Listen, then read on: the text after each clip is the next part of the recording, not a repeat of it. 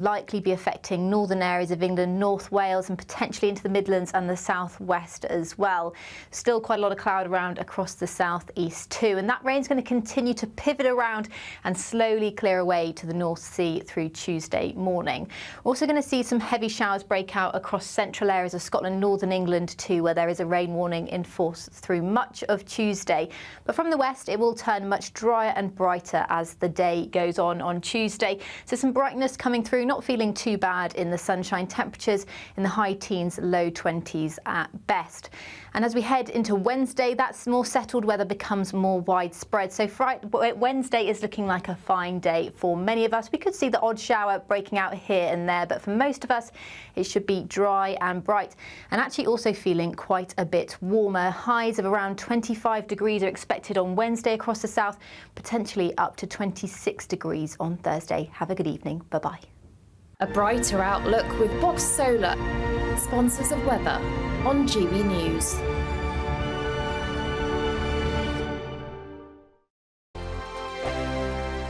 £30,000 in tax-free cash really could be yours. It's our biggest cash prize of the year so far. And you could be getting that winning call from us to tell you that you're our next Great British Giveaway winner. Oh, I can't believe this. Oh my God, this is amazing. That is absolutely fantastic. We're over the moon. I've never won anything like this in my life. Oh, you shocked me. I never won a penny in my life. If I was there, I'd buy you a drink. For another chance to win £30,000 in tax-free cash, text CASH to 63232. Text costs £2 plus one standard network rate message. You can enter online at gbnews.com/win. Entries cost £2. Or post your name and number to GB07 PO Box 8690 Derby DE1 9TT. UK only. Entrants must be 18 or over. Lines close at 5 p.m. on the 30th of August. Please check the closing time if listening or watching on demand. Good luck. Hi there, I'm Michelle Dewberry and I'm going to take a second to tell you all about my show, Dubes & Co. We start off with the issues of the day. We then bring in both sides of the arguments. We get rid of the disrespect. And then you throw me into the mix. And trust me, I'll tell it exactly how it is. And then, of course, the magic ingredient, you at home. We mix it all together and what have we got, in my opinion, the best debate show in town. Monday to Friday, 6 till 7 on GB News, Britain's news channel. Good afternoon, Britain. Your lunchtime update on the stories that matter across the UK. From breaking news and insightful analysis, inspiring stories and lively debates. You're comparing yourself to a former Prime Minister. Which is it? Stay informed, stay updated, stay entertained. I just don't know how anyone would not want to be there. Every weekday from midday. We are Good Afternoon Britain, only on GB News. Britain's news channel. If you want your news to be straight talking... This is a nightmare for the Conservatives again. Down to earth. It's not just Nottingham where this is happening, is it? And most importantly, honest. Hard-working, middle-class taxpayers, they'll get their book thrown at them. Then catch me, Martin Daubney, Monday to Friday, 3 till 6 p.m. on GB News, Britain's news channel. I'm Christopher Hope. From pop stars to politicians, I'll interview anybody in a pub who's got a political opinion. Join me every Friday on Spotify, Apple Podcasts, YouTube or gbnews.com, or wherever you get your podcasts. This is GB News, the People's Channel. In the GB Newsroom, we bring you the news as it happens. With our team of dedicated journalists across the UK, GB News brings you accurate reporting of the day's topical agenda. When the news breaks, wherever and whenever it's happening, we'll be there. This is GB News, the People's Channel, Britain's news channel.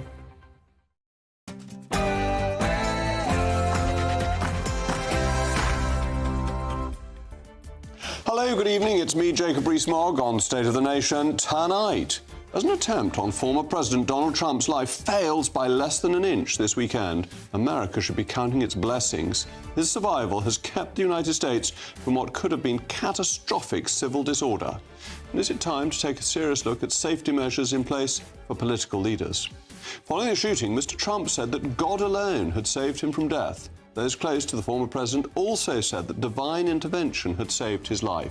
The role of religion in political rhetoric is once again up for discussion, as is the debate over God's immanence and transcendence. Scottish nationalists have been celebrating England's defeat in the European Championships today. However, given the SNP has been reduced to a rump in Westminster and has an uphill struggle to retain its grip on Holyrood, we're asking the SNP's former Westminster leader, Ian Blackford, if Scottish nationalism is dying. Civil servants continue to abandon their responsibilities of impartiality after an anonymous bureaucrat wrote a scathing piece on the Conservatives in The Telegraph. The disgruntled official presents a new area of warmth between the government and the civil service. Surely this is hopelessly naive. And today is St Swithin's Day. Aside from being a legendary predictor of the weather, what else does the day mark? State of the Nation starts now.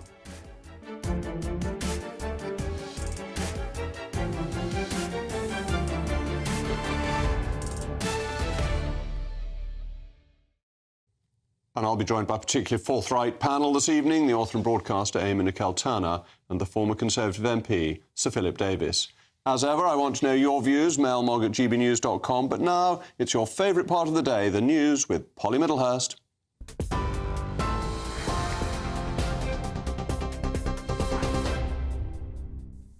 Jacob, thank you, and good evening to you. Well, in the United States tonight, 50,000 Trump supporters have watched the Republican National Convention kick off in Wisconsin. That's ahead of former President Donald Trump addressing the crowds for the very first time since an attempt was made on his life 2 days ago. Tonight, he'll formally be announcing his intention to run for president. You can see, if you're watching on television, those live pictures coming to us from the Republican National Convention in Milwaukee, Wisconsin.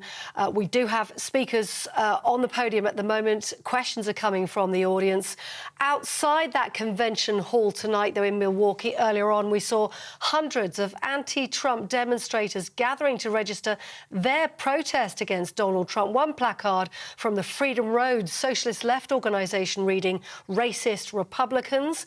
Donald Trump's also, though, inside that building, due to reveal his vice presidential running mate tonight. That should take place at about 10:30 our time. As you can imagine, security high, with every car going into that convention centre being searched. We understand sniffer dog teams deployed to search bags, as well as an additional layer of security on members before going into the hall itself. We'll cover that vice presidential ticket reveal at 10:30 tonight, right here, GB News.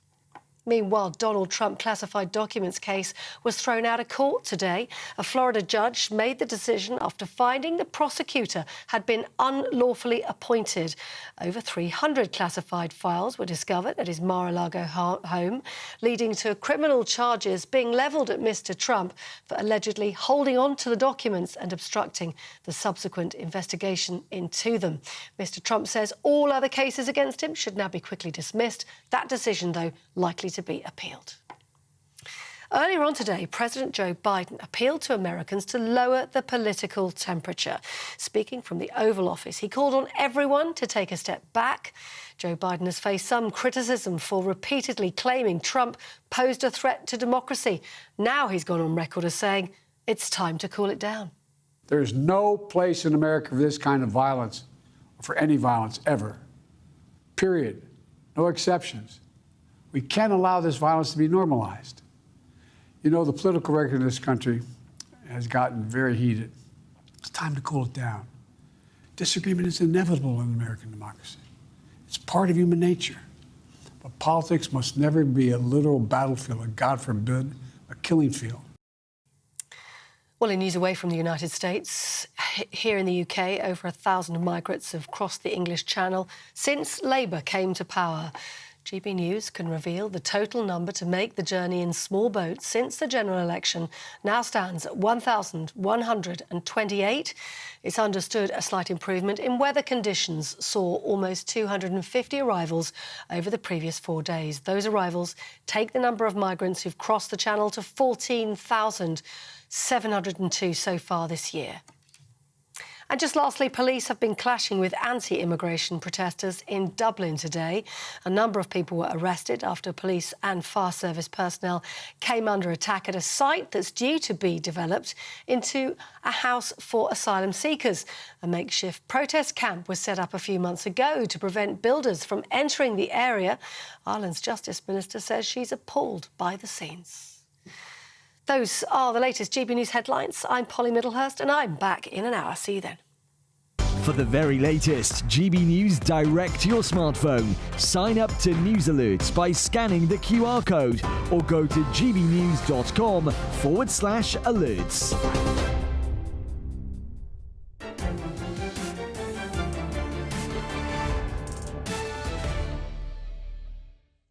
Welcome back to State of the Nation. In March of the year 44 BC, a group of Roman officials carried out a bloody assassination of their leader, Julius Caesar, in the Senate. History documents the most treacherous of conspirators as one Marcus Junius Brutus of Et tu, Brute fame, who justified the murder as a response to fear over the excessive concentration of power that Caesar had accrued, threatening the very existence of the Roman Republic.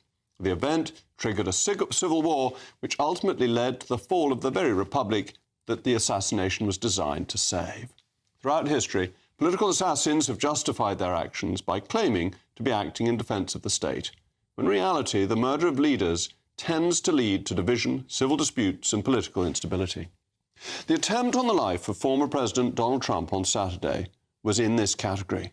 It is a great good fortune that Mr. Trump has survived. He is lucky, and the United States is lucky. Had the bullet been less than an inch further to the left, America could be in the grip of civil unrest and conflict not seen since the American Civil War of the 1860s.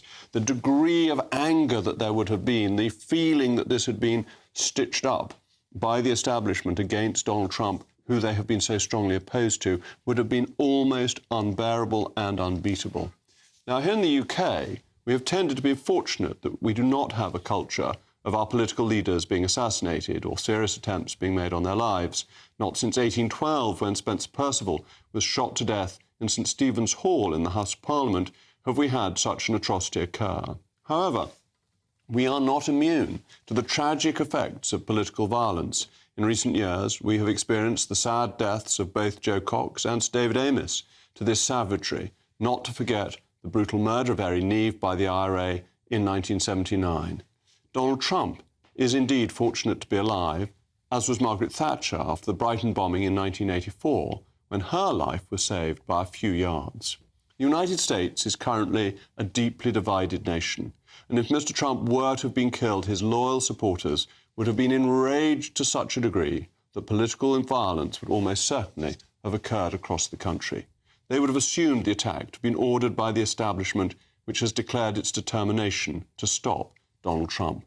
As President Biden said in his address to the nation last night, it is essential for democracy that political disagreements are fought at the ballot box.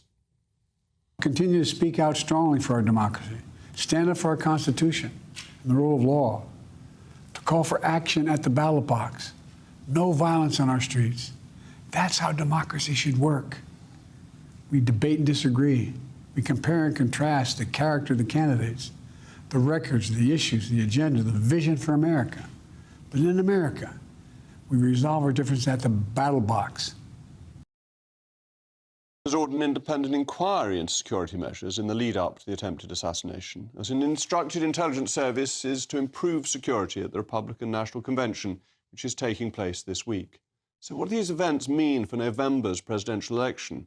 Well, polling has been firmly in Mr. Trump's favour for some time now, and recent events are likely to improve his prospects further, perhaps akin to the post-Kennedy sympathy boost President Lyndon Johnson saw in the 1964 election.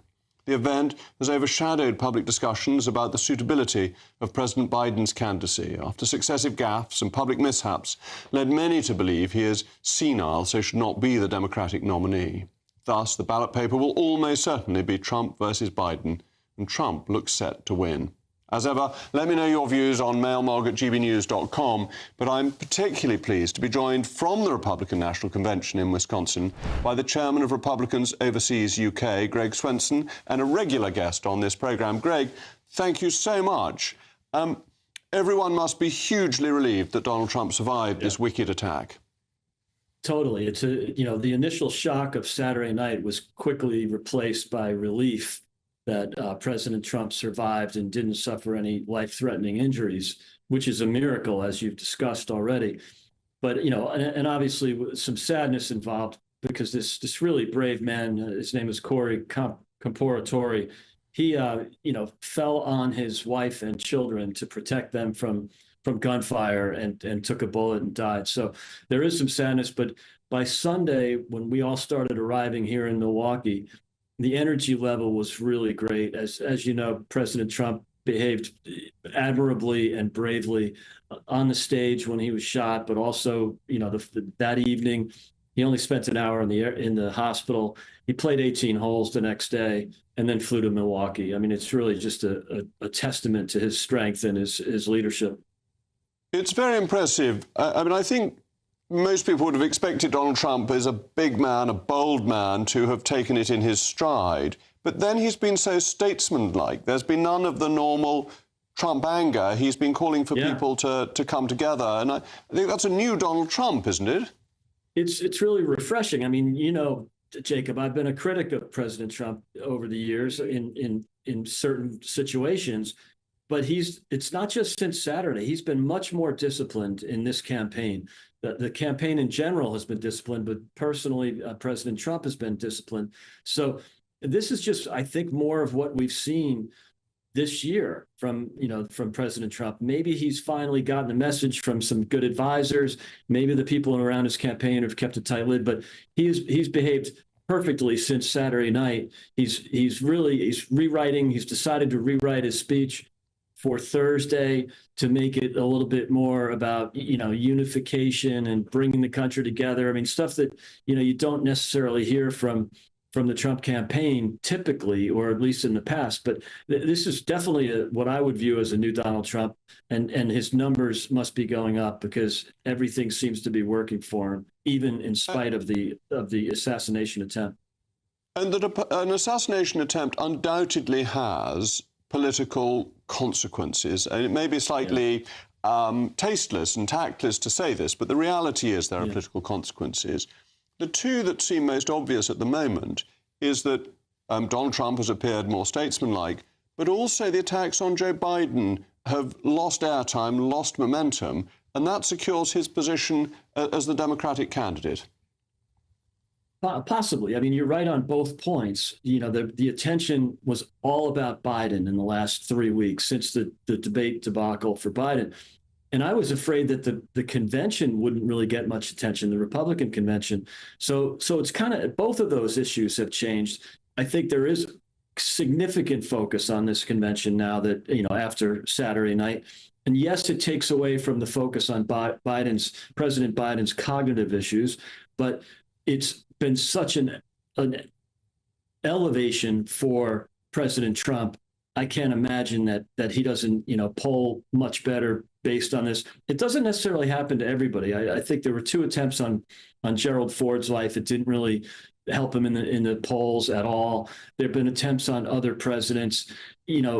Sometimes it really helps, like with Reagan in 1981.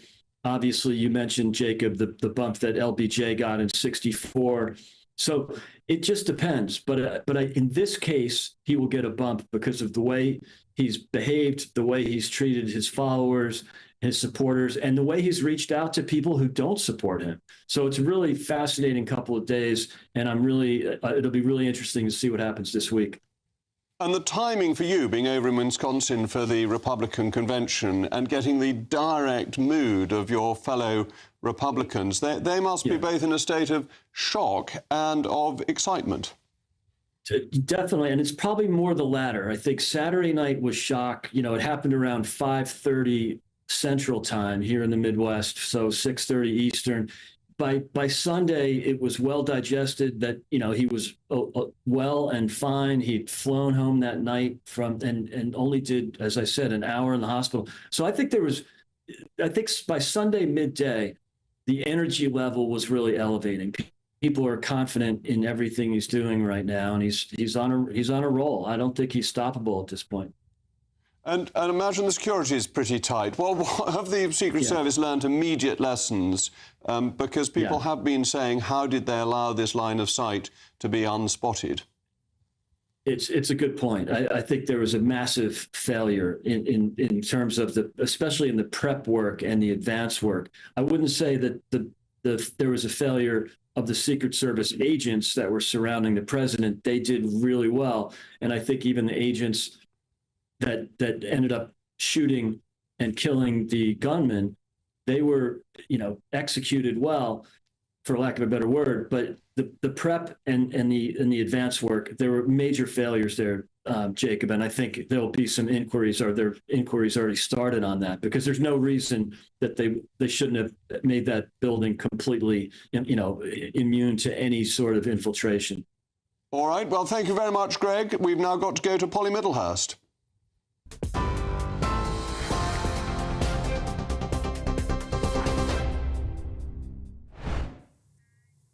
Jacob, thanks very much indeed. Let's bring you some breaking news from the United States. Lots happening there tonight, particularly in Milwaukee, in Wisconsin, where the Republican National Convention is taking place. There are delegates on the stage, 50,000 people in the audience. But the breaking news tonight is that Donald Trump has announced his vice presidential running mate, and that person is James Vance, known as J.D. Vance.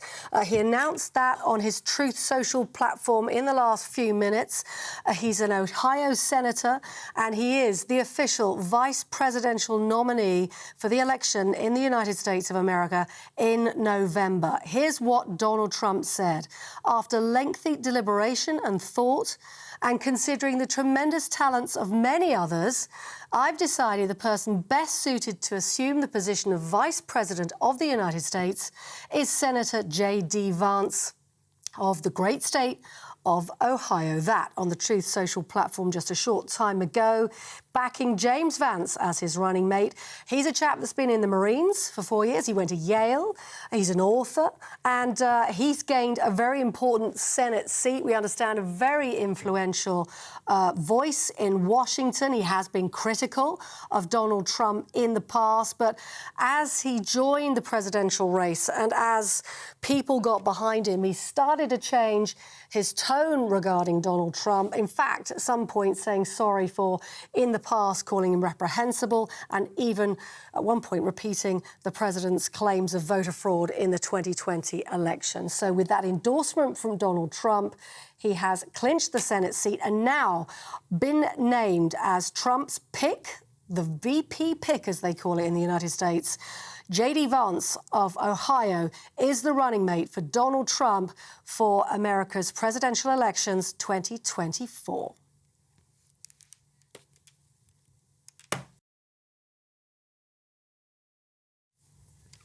Well, welcome back. I hope we've got Greg with us still.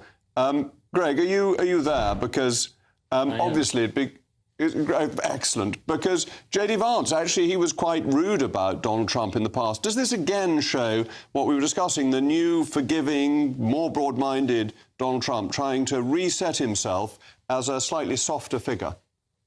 I think so. Normally, or in the past, President Trump would have been, would have taken it very personally and not, kissed and made up. He would not have forgiven.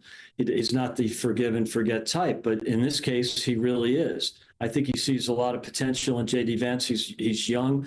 He's in the same. He appeals to the same lane as President Trump. So I thought that might be one flaw with that choice, because he's been on the short list for months now. He definitely has the appeal to the populist wing of the party, and I thought, why replicate that when you better to reach other lanes in the party, other parts of the electorate? But I don't think that's as important anymore because of what's happened more recently. Also the challenges that President Biden has had, and also Nikki Haley and Ron DeSantis are both speaking at the convention. And that news has only really happened in the last week or so. So I think you have a much more unified party. So I think you can take a chance on J.D. Vance. And I think Trump really likes him, is the bottom line. Oh, well, that's excellent. Thank you so much. Thank you for joining me, Greg, and for all your insight into what's going on in Wisconsin. Coming up, thanks a lot. Was Donald Trump's life spared by divine intervention? Plus, is the dream of Scottish independence finally ended? I shall be joined in the studio by the inimitable Ian Blackford. Britain's Newsroom. Weekday mornings from 9:30. Well, we've got quite an extraordinary story to talk to you about now, because a triple amputee war hero is launching a bid to become the first to sail across the Pacific Ocean non-stop, solo and unsupported. Craig Wood was blown up as a teenager by the Taliban in Afghanistan, but now he's hoping to change the perception of disabled people and raise money for other limbless veterans like himself. And Craig joins us now. Morning. So, Craig, you are extraordinary. You are planning to take up to 80 days to sail from La Paz in Mexico to Japan. Yeah. How many miles is that? It'll be over 6,000. Amazing. Amazing. And it will take you how long? The minimum it's going to take me is 60 days. It could be up to 80. Yeah. And that's on your own. You've done plenty of this before, haven't you? You've done lots of solo sailing. Yeah, I've done quite a bit of solo sailing, but not as big as this. It is the world's biggest ocean, after all. And why that particular route? I wanted it to be a challenge, not just for me, but for anyone. Right. So any able-bodied person can look at this and go, wow, that is difficult. Yeah. And so that was the main drive. Then it's become a bigger thing than that now. Now I'm raising money for charity, and I can truly inspire people to change their perception on what is possible for disabled people. And if you don't mind, can we ask you what happened in 2009 in Afghanistan? What were the circumstances of your injury? I was on a normal routine foot patrol. About 5 metres in front of me, a commando IED was triggered. And subsequently, I became a triple amputee. Both legs above the knee, left hand at the wrist, facial injuries, etc., etc. The People's Channel. Weekdays on GB News. Wake up to breakfast every day from 6 a.m. Followed by Britain's Newsroom at 9:30. At noon, it's Good Afternoon Britain. Followed by Martin Daubney from 3 p.m. Only on GB News. The People's Channel. Britain's News Channel. Every Saturday, 10 till 12, we'll bring you all of the news that you need to know. We'll also remind you that there is so much to smile about. It's my favourite time of the week. I get to relax, enjoy some light-hearted stories, and let Ellie teach me about fashion too. That's Saturday Morning Live, every Saturday, 10 till 12. Only on GB News, Britain's news channel. We're proud to be GB News, the People's Channel. And as you know, we always love to hear your views. Now, there's a new way of getting in touch with us at gbnews.com/yoursay. By commenting, you can be part of a live conversation and join our GB News community. You can even talk to me, Bev Turner, or any of the members of the GB News family.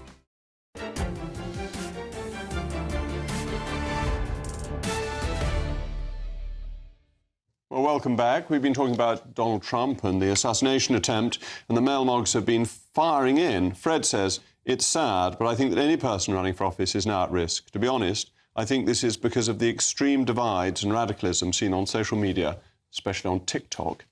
John says Biden calls for a cooling down after his previous suggestion that it's time to put a bullseye on Donald Trump. Really? And Marlene, we can't forget someone did die in the assassination attempt. It's very sad indeed. I'm very pleased President Trump survived with minor injuries. Marlene, you're absolutely right, and I'm glad Greg mentioned that. Responding to the shooting on Saturday, Donald Trump said it was God alone who prevented the unthinkable from happening. Those close to the former president have all been quick to attribute Trump's close escape to divine intervention. House Speaker Mike Johnson said plainly that God protected President Trump, while Representative Corey Mills said divine intervention and the protective hand of God kept Trump alive. Such discussion draws attention not only to the role of spirituality in political discourse, but also to the wider religious debates about the involvement of God in our everyday lives. Indeed, the age-old debate of whether God is immanent, that he is present within the physical world and individual beings themselves, or transcendent, that he is instead beyond or above the physical world, separate from human existence. And this is, I think, a key part of the debate. And I'm joined now by the Anglican vicar, the Reverend Dan Beasley, to discuss these matters. Thank you so much for coming in. Thank you. Do you, in your daily work, see the hand of God in the lives of your parishioners? Yes, all the time. Whether it's big ways, small ways, you know. The way that I probably see it on a daily basis is just perhaps miraculous conversations. So last year, a lady came into my church, desperate, just in tears, at the end of her tether, really, in her life. And we sat down in church. We talked about her life, and she talked about the loss of loved ones in her life and how could God do this. Well, the whole reason I became a Christian was through the death of my parents, 20 years apart, becoming an atheist and then becoming a Christian. Didn't want to become a Christian, but I did. So as I sat there, I just said to her, look, this is, it had to be me, because I understand where you're coming from. So the answers that I could speak to her were exactly, in a sense, what she wanted to hear. And even after that lady who, I said, come to church on Sunday, this was on a Friday. I said, come to church on Sunday, she didn't. The following Sunday, she comes to church. It's about 3 minutes before the service starts. She says, Dan, can I speak to you? I said, can we do this after the service? She said, no, I want to speak now. I said, what? She said, see this chain? I said, yeah. She said, it's my dad's. I lost it 6 months ago. Every day I kept saying, God, can I have this chain? Bring it back to me. So she said, this morning I opened the cupboard door and the chain was just lying there. I knew I had to come to church. And when she came to church, the gospel reading was the exact reading that I spoke to her on that afternoon. So does God work in mysterious ways? Yes, he will work in raising people from the dead, but also in conversations. And it's quite interesting in a political context, because in the UK, politicians would not say this, whereas in America, they're much more open about their faith and the immanence of God in their lives. Yes. And probably this is the challenge, isn't it? Maybe we're a bit reserved, but as Christians, we're called to live our faith out. I'm wearing my collar. Everyone can see that I'm living my faith out. But as politicians, if God's called politicians into politics and that's their calling, that's their gift, then I think what's wrong in today's society in talking about God being the centrality of our lives, it doesn't become about us or you as politicians, but it becomes something other outside. And Pope John Paul II, when there was the assassination attempt on him, thought that he was saved by Our Lady because it was the 64th anniversary of the appearance of Our Lady at Fatima. Yeah. You expect the Pope to think that he has benefited from the direct intervention of God. That is almost in the job description. Yeah. Does it seem less likely that God interferes in day-to-day political events? No. I think, I've been thinking about this, with Trump and everyone's saying it's divine intervention. And, it could be just luck. Let's admit that. It could just be pure luck. Or it could be God. But it points, if it's a miracle, divine intervention, it points to God. It points to something bigger than Trump. So if Trump's sitting there now going, this is divine intervention, he now has to deal with that. He now has to deal that there is a God. And how much more beneficial would that be for him? So I read today that he's torn up his speech at the convention, the Republican convention, which he said is going to be divisive. And he said, no, we need unity. So already, perhaps, what's happened is putting something outside of him, which is God. And that therefore he will be gentler and perhaps more statesmanlike because he feels that he, because of this event, has to be a focus of unity of Christian charity, rather than the rather more rambunctious character he's been before. Yes, and don't forget, if in that moment, we don't know, but we'll see by the fruit of his works, if God has saved him there and he becomes a Christian, God he is a Christian. Well, yeah, there's debate. Let's go now that he is, right? Yes. Full on. God will change him from the inside out. It will change his heart, and that's the biggest thing, isn't it? It's the heart that needs to be changed. And very straightforwardly, as St Paul says, if the resurrection is true, then all these other miracles are simple. Yeah, absolutely. Thank you so much for coming on, Reverend Beasley. A lobby group has warned that scrapping inheritance tax relief would hit small businesses with a £1.4 billion bill each year as Labour's financial plans once again come under scrutiny. Family Businesses UK said more than 3,000 firms would be hit with rocketing bills if the relief is scrapped. Neil Davey, Chief Executive of FB UK, said that the previous government offered assurances that such legislation would not change for small businesses, whereas Labour and the Chancellor, Rachel Reeves, so far have not. In the current system, business owners can claim up to 100% relief when passing on business assets. In the 2021 tax year, 3,380 businesses claimed the relief. But is this all about to change under Labour? Well, I've got my panel with me, the broadcaster and author, Amy Nicole-Turner, and the former Conservative MP, Sir Philip Davis. Amy, why would the Labour Party want to attack small businesses, which are the lifeblood of the economy, and they claim to want economic growth?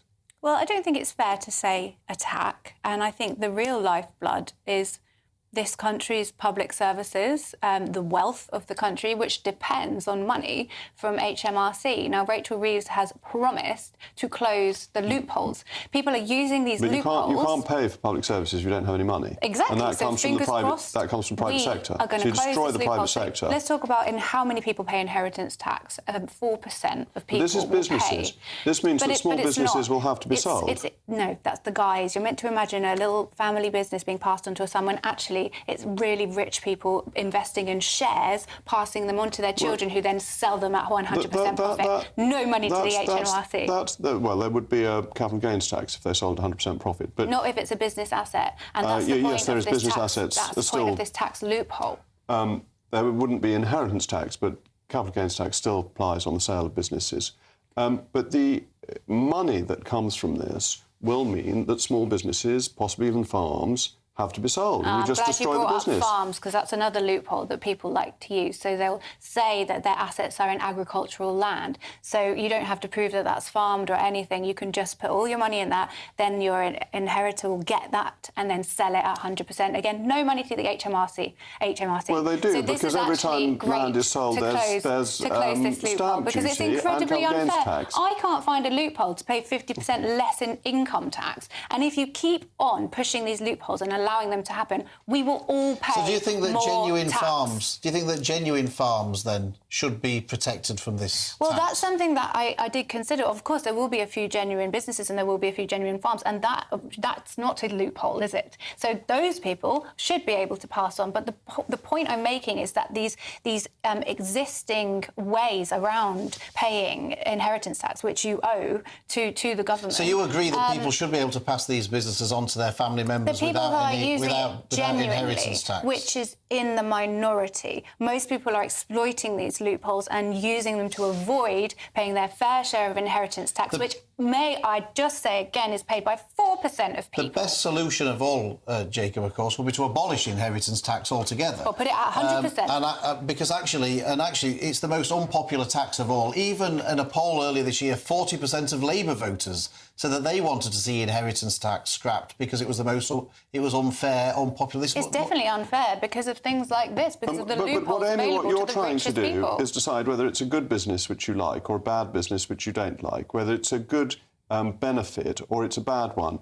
Every bit of income that is not taxed, your first £12,500, that is a tax loophole in your language. Every time the government doesn't take your money, it's an ISA, a pension fund. Absolutely Do you not want any of these? They are tax loopholes. Of course they're taking something that is needed and valid and they're exploiting it to avoid paying tax. That's what a tax loophole is. A freelance who claims a cab fare as expenses is using a loophole in your language. Not really. And also we need to remember that's absolutely not the same. It's true. It's an offset against an income tax that would be paid by somebody who was in full-time employment. So do you think it's fair that somebody can put all their money into shares and then they can't put all into shares. They have to be AIM listed and they're much higher risk. AIM listed shares, exactly. AIM is the entry level of high-risk companies. You want high-risk investment capital. But that's not what's happening here, is it? People are putting their money into shares so they can avoid paying inheritance tax. So it's left to the people in the middle to pay inheritance tax, which you don't even pay. I think Philip's right. We should have got rid of it in the first place. Exactly. We'd have ended this argument altogether. We'd just abolished it altogether. Thank you very much, my panel. Coming up is the dream or nightmare of Scottish independence finally ended. The former leader of the SNP at Westminster, Ian Blackford, joins me in the studio shortly.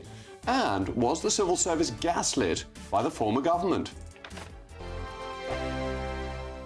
Good evening. Welcome to your latest GB News weather update brought to you from the Met Office. Heavy rain will continue in central areas overnight with rain warnings in force. But for many of us, it is going to be a mild night. We've got southwesterly winds as low pressure has been approaching from the southwest, and band of rain is pivoting around this area of low pressure, bringing some very heavy rain to central areas of England, parts of Wales as well, where there's a rain warning in force until the early hours of Tuesday. We could see some localised flooding by tomorrow morning.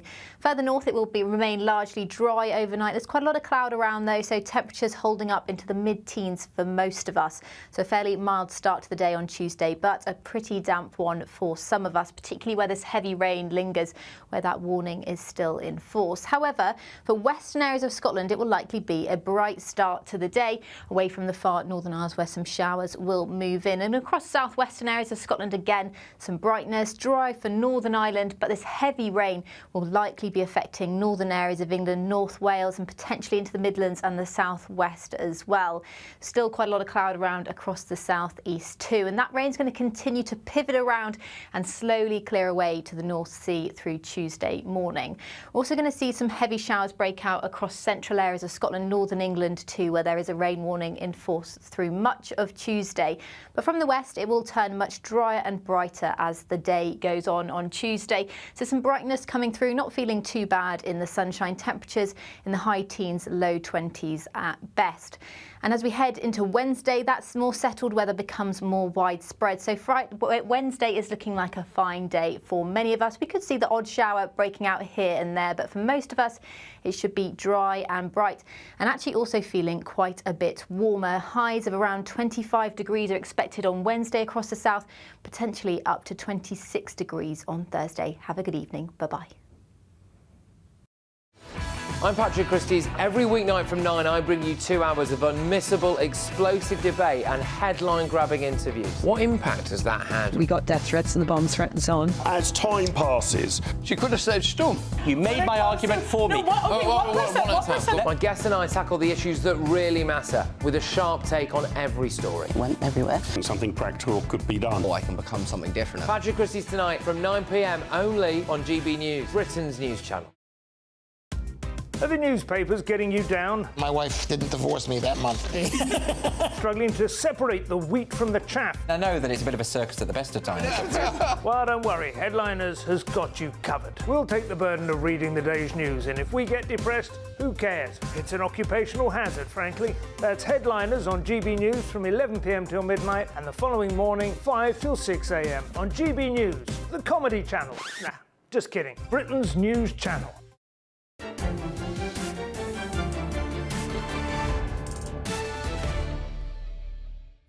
Well, we were talking about divine intervention and Labour inheritance tax relief, which may require some divine intervention to stop it. And we've had some excellent mail mogs. Nicola said, I'm certain you'll find God plays cricket. Yes, I agree with that. Alternating between Yorkshire and Devon. I'm not sure about that. I think Somerset must get a look in somewhere. And Paul, I think current US politics should refer to the British politics from the 1970s. In the 1970s, Tory and Labour were miles apart and unreconcilable, and the electorate weren't ginned up by it. I believe the reason for this is the character of the Conservative and Labour MPs and their leadership. They were all ladies and gentlemen, and their political differences never compromised their temperament. Well, thank you for the mail mogs. Last night's defeat for the Three Lions in a game of association football, which you may have been following, has not been mourned in all four corners of our kingdom. Politicians representing the SNP, Plaid Cymru and Sinn Féin have all been revelling in the failure of the England team. It poses the question of where the line is between football rivalry and nationalistic dislike. It also makes you question if the Scottish nationalists have their priorities right. The last election, the SNP did proportionally even worse than we did, as it lost 39 seats and was reduced to 9 seats in Westminster. Unless it turns its fortunes round rather quickly, the SNP could lose its control of Holyrood when Scotland returns to the polls in 2 years' time. Is the joy at English defeat last night a cry of a dying Scottish nationalism?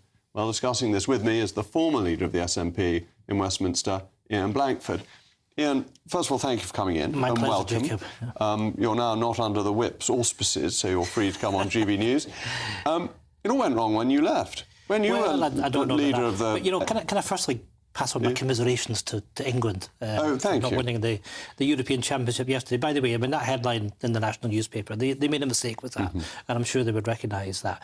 You know, in football, we always have banter, as we should, but it should be respectful. And if England had won, I would have been happy to congratulate them. But you're very civilised as an interlocutor and always put the case quite moderately. There is an element of the SNP that actively dislikes England rather than just wanting Scottish independence. You know, I would say, Jacob, if there's anybody in the SNP that dislikes England or the English, however you would define it, then there should be no place for them in the SNP, and I don't believe there is. The SNP is a civic nationalist party. Indeed, there are many people of English origin, actually even English-born parliamentarians that are in the SNP and have been over a long period of time. Look, many of us in the SNP love England and lovely English. Two of my children were born in England, but it's about that desire for Scotland to shape its own future. That's what's important. It's not anti anything else. It's about being pro-Scottish. And do you see the problem now as a problem for the SNP or a problem for the Independence of Scotland cause? Are the two divisible? I think if you look at what happened in the election, and you made reference to it, we fell from 45% in the poll in 2019 when we elected 48 MPs down to the 9 that you talked about with a poll share of 30%.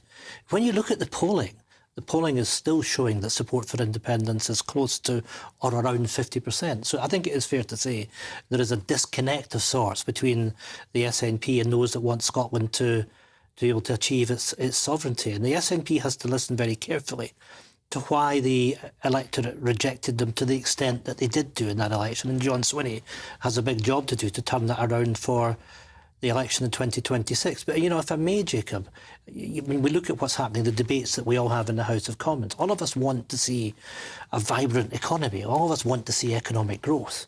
And in our case, of course, we want a socially just Scotland, a greener Scotland as well. But the reason that I want Scotland to be independent is because I want us to deliver on that economy.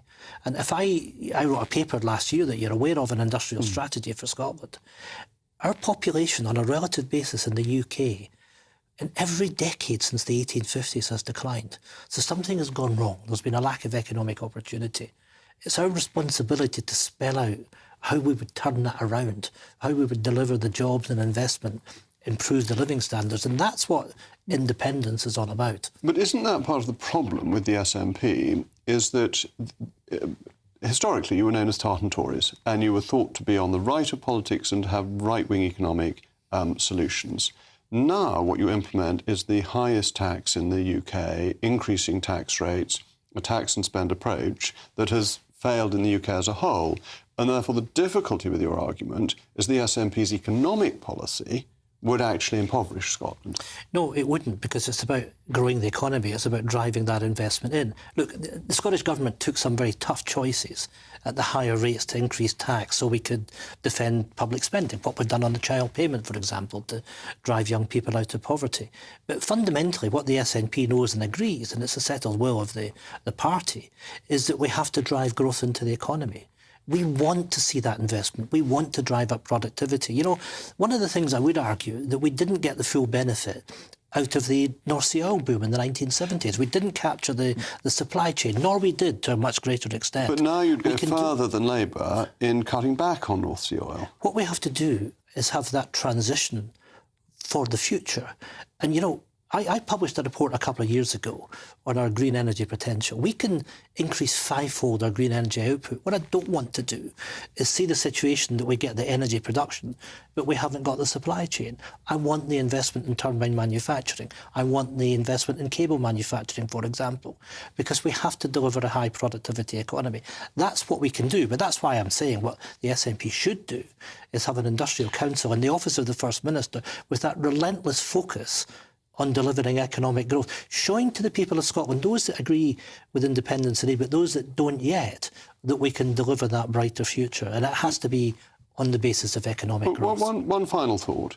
The SNP and the Tory party have one thing in common. That is, we've gone from being very popular to being very unpopular in 1.5 elections. Is it recoverable for the SNP, or is it going to be ALBA or some other group that will make the case for Scottish nationalism? Alapa were marginal when it came to the election. I fully understand that we fell from 45 to 30%. Labour are on 35. We have got to be the biggest party and remain in government. But we need to recognise why people have sent us a message. We have to do the day job and we have to deliver, for example, on the health service, get waiting lists down, get more GP appointments. Those are the kind of things which are important for the people. And I know that John Swinney has what it takes to do that. A vote of confidence for John Swinney. Thank you very much, Ian. Coming up, was the civil service gap split by the previous government? Plus, today is St Swithin's Day, a day according to legend that will predict the weather for the next 40 days. What else does this date mark? I will reveal all shortly. Thank you.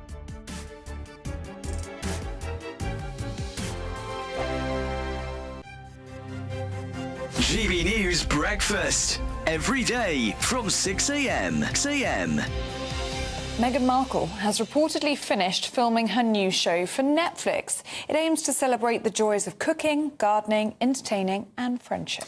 Yeah, this comes after Prince Harry's Netflix documentary, The Heart of Invictus, failed to hit the right note with viewers missing out on the top 10 in the streaming charts. So, will this next venture be a success? Well, joining us now is royal commentator Kinsey Schofield. I know I've talked to the both of you about Meghan Markle potentially running for president, so this feels like a bit of a dud to go from Meghan Markle running for president to Meghan Markle's Netflix series about friendship and cooking. So she's wrapped this recent show. They rented a home near hers in Montecito so that as their cooking set. And they're saying that this is really make or break for Harry and Meghan when it comes to their Netflix contract. You think, Kinsey, it's fair to say that Meghan Markle has proved to be commercially a bit of a damp squib? Even in America, her native homeland, she's kind of Oprah without the audience when it comes to the cooking. Also, is she kind of, do you think... They saw her as the golden ticket, didn't they, to unlimited revenue, unlimited audiences, and it just hasn't happened. Look, I think Meghan is a beautiful woman, and I do think she's talented, but I think how you treat people is incredibly important. And not only was she rumored to have been cruel inside Kensington Palace with several bullying allegations, but here in the States, Archwell Productions, their audio section, their scripted section, they've gone through several employees. And I think it's a reflection on the way that people are treated there. And I think as a viewer, you might get that. You might feel that way. And maybe that is where the appeal has been lost. GB News, the People's Channel. Hi there, I'm Michelle Dewberry, and I'm going to take a second to tell you all about my show, Dubes & Co. We start off with the issues of the day. We then bring in both sides of the argument. We get rid of the disrespect. And then you throw me into the mix. And trust me, I'll tell it exactly how it is. And then, of course, the magic ingredient, you at home. We mix it all together, and what have we got, in my opinion? The best debate show in town. Monday to Friday, 6 till 7 on GB News, Britain's news channel. Good afternoon, Britain. Your lunchtime update on the stories that matter across the UK.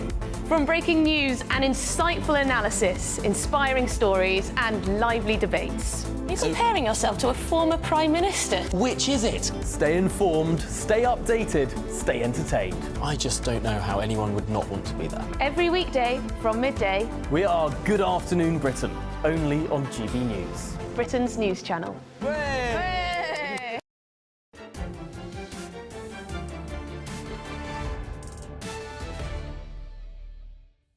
Northcote Trevelyan, the civil service impartiality, a vital principle. Yet many Tory ministers thought it was not borne out in practice. This is reinforced by an anonymous civil servant who has written for The Guardian to air his personal grievances against the former Conservative government. According to the miffed Mandarin, the Tories disrupted the work of government through their criticism of the civil service.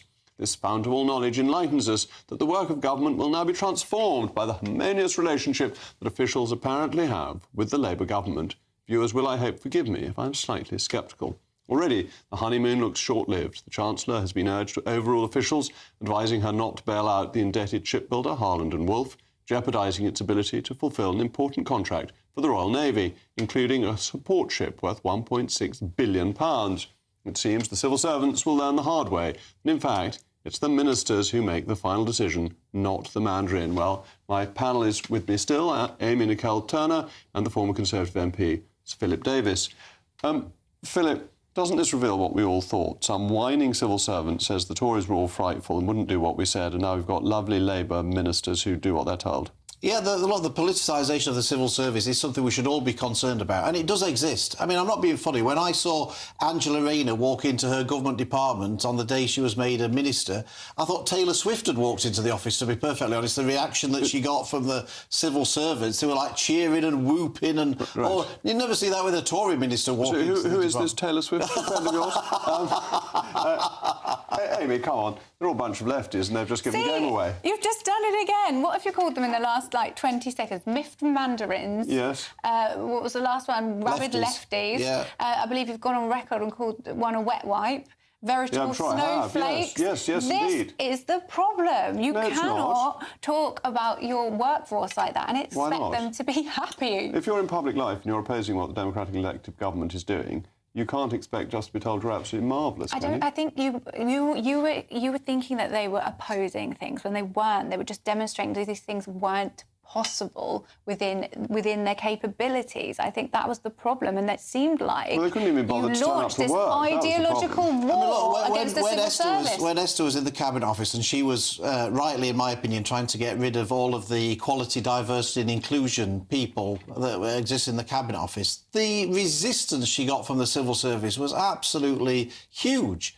Now, the point is, if you want to have a political opinion, that's fine. Stand for election and whatever. Don't go and join the civil service. If you join the civil service, you do so knowing that your job is to implement the will of the democratically elected government. If you're not prepared to do that, that's fine. Find another job. Go and work for the BBC, Channel 4 News or whatever. If you want to be a lefty activist, do that. We cannot have a situation whereby civil servants are so politically active. And what I think we're going to get to very soon, and I think when we next have a Conservative government, the first thing they should do is a Civil Service Reform Act. And I think we're going to have to end up with the American system where governments bring in their people to deliver their programme, because the civil service clearly want that because they're becoming so political themselves. But I think there were incidents, weren't there, throughout the last government where, say, the MPs all got in line with inflation pay rise, whereas the civil servants' pay was kept low consistently to the point where they were going to have to go on strike over pay, something they hadn't done for 40 years. So, there were real issues between ministers and the civil service which led to this... there was also an enormous growth in the civil service and huge efforts to stop it being brought back to where it had been before. But that's where I think there is an ideological war, because you constantly, as Conservatives, want this smaller state, and when that doesn't happen, it seems like a wedge. I mean, very good at delivering a smaller and smaller state to people, always smaller and smaller civil service. Do you know what, though, in that article, to be very fair, they do say that there have been reactions like that, whichever colour political party. Well, so it wasn't just about the Conservatives. I think their articles give the game away. But today is St Swithin's Day. St Swithin's Day, if thou dost reign, for 40 days it will remain. St Swithin's Day, if thou be fair, for 40 days will reign no more. That was the proverb of St Swithin's Day, commemorated each year on the 15th of July. St Swithin is an Anglo-Saxon saint who asked to be buried outside Winchester Cathedral rather than in a grand tomb. His instructions were ignored, and it rained for 40 days until they reburied him in accordance with his wishes. According to legend, the weather experienced today will continue for the next 40 days and 40 nights. And with rain setting in across the country, it doesn't seem as if we'll experience much of a summer in spite of global warming. St Swithin's Day is also known as Apple Christening Day, making it a fortuitous occasion to bottle cider. And I shall certainly be taking this opportunity to bottle some of my own Somerset cider, the golden elixir lovingly crafted in God's own county. Anyway, up next is Patrick Christys. Patrick, are you going to be celebrating St Swithin's Day on your programme this evening? Why not, Jacob? In a way, I already have. But, yeah, so, look, I've got loads on tonight. I'm going to be talking about David Lammy. Should he resign or be sacked in light of what happened with Trump over the weekend and his previous comments? Population growth, shock horror. It's massively due to mass immigration. The ONS stats are out. Riots in Dublin over illegal immigration. Revelations about terrorism right at the grassroots of British politics as well. And Humza Yousaf is facing investigation. Nobody could have seen this coming at all. About donations to Gaza. So we'll be getting stuck right into all of that, Jacob. Oh, that all sounds extremely interesting. As David Lammy said that the ERG, of which I was chairman, was worse than Nazis, I have views on what you're going to say, but I'm very forgiving. That's coming up after the weather, which even on St Swithin's Day will be glorious in Somerset. I'll be back tomorrow at 8 o'clock. For now, I'm Jacob Rees-Mogg. This has been State of the Nation. Good night. A brighter outlook with Box Solar, sponsors of weather on GB News. Good evening. Welcome to your latest GB News weather update brought to you from the Met Office. Heavy rain will continue in central areas overnight with rain warnings in force. But for many of us, it is going to be a mild night. We've got southwesterly winds as low pressure has been approaching from the southwest, and band of rain is pivoting around this area of low pressure, bringing some very heavy rain to central areas of England, parts of Wales as well, where there's a rain warning in force until the early hours of Tuesday. We could see some localised flooding by tomorrow morning. Further north, it will remain largely dry overnight. There's quite a lot of cloud around though, so temperatures holding up into the mid-teens for most of us. So a fairly mild start to the day on Tuesday, but a pretty damp one for some of us, particularly where this heavy rain lingers, where that warning is still in force. However, for western areas of Scotland, it will likely be a bright start to the day, away from the far northern Isles where some showers will move in. And across southwestern areas of Scotland, again, some brightness, dry for Northern Ireland, but this heavy rain will likely be affecting northern areas of England, North Wales, and potentially into the Midlands and the southwest as well. Still quite a lot of cloud around across the southeast too, and that rain's going to continue to pivot around and slowly clear away to the North Sea through Tuesday morning. We're also going to see some heavy showers break out across central areas of Scotland, northern England too, where there is a rain warning in force through much of Tuesday.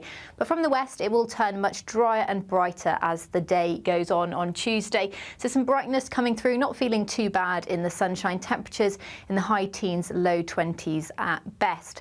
And as we head into Wednesday, that's more settled weather becomes more widespread. So Wednesday is looking like a fine day for many of us. We could see the odd shower breaking out here and there, but for most of us, it should be dry and bright, and actually also feeling quite a bit warmer. Highs of around 25 degrees are expected on Wednesday across the south, potentially up to 26 degrees on Thursday. Have a good evening. Bye-bye. Looks like things are heating up. Boxed Boilers, sponsors of weather on GB News.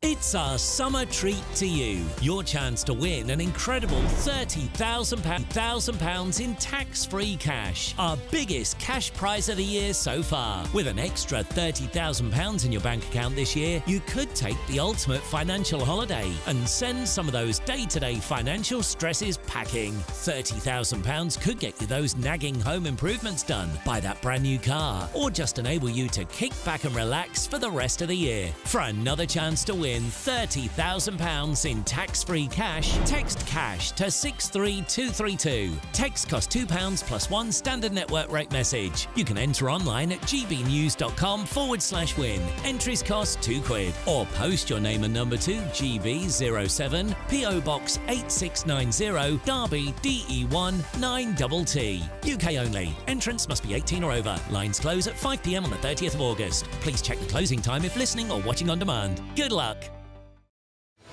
I'm Patrick Christie's. Every weeknight from 9, I bring you 2 hours of unmissable, explosive debate and headline-grabbing interviews. What impact has that had? We got death threats and the bomb threats on. As time passes, she could have said storm. You made my argument for me. My guests and I tackle the issues that really matter with a sharp take on every story. It went everywhere. Something practical could be done. Or I can become something different. Patrick Christie's tonight from 9 p.m. only on GB News, Britain's news channel. Are the newspapers getting you down? My wife didn't divorce me that month. Struggling to separate the wheat from the chaff? I know that it's a bit of a circus at the best of times. Well, don't worry, Headliners has got you covered. We'll take the burden of reading the day's news, and if we get depressed, who cares? It's an occupational hazard, frankly. That's Headliners on GB News from 11 p.m. till midnight, and the following morning, 5 till 6 a.m. on GB News, the comedy channel. Nah, just kidding. Britain's news channel.